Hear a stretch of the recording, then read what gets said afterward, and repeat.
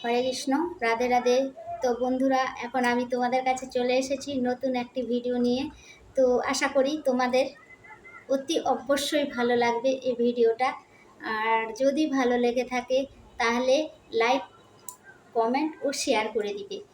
তো চলো, বেশি দেরি না করে এখন আমি আমার ভিডিওটি শুরু করছি।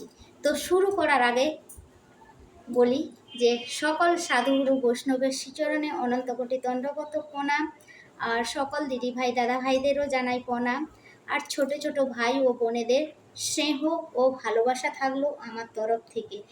তো চলো, বেশি দেরি না করে এখন আমি আমার মূল বক্তব্যটি শুরু করছি। তো আমার আজকে মূল বক্তব্য হচ্ছে যে বৈষ্ণব কাদের বলবো আমরা, বা কাদের বৈষ্ণব বলা হয়। তো এর উত্তর হচ্ছে যায় বিষ্ণুর ভক্তকেই আমরা বৈষ্ণব বলি প্রথমে। তো তারপরে বলা হয় কি বিষ্ণুর ভক্তকে বৈষ্ণব বলা হয়, তো সে তো আমরা জানি।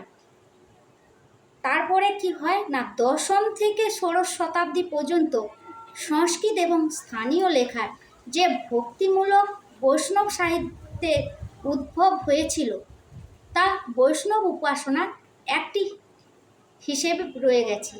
যদিও পরবর্তীকালে লিখিত এবং মৌখিক উভয় ধরনেরই দার্শনিক এবং আখ্যামূলক গ্রন্থ দ্বারা প্রায়শই এর পরিপূরক হয়।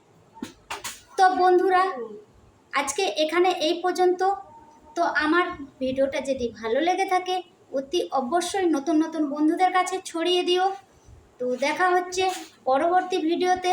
ততক্ষণে তোমরা ভালো ও সুস্থ থাকবে। রাধে রাধে, হরে কৃষ্ণ, হরি বল, বাই।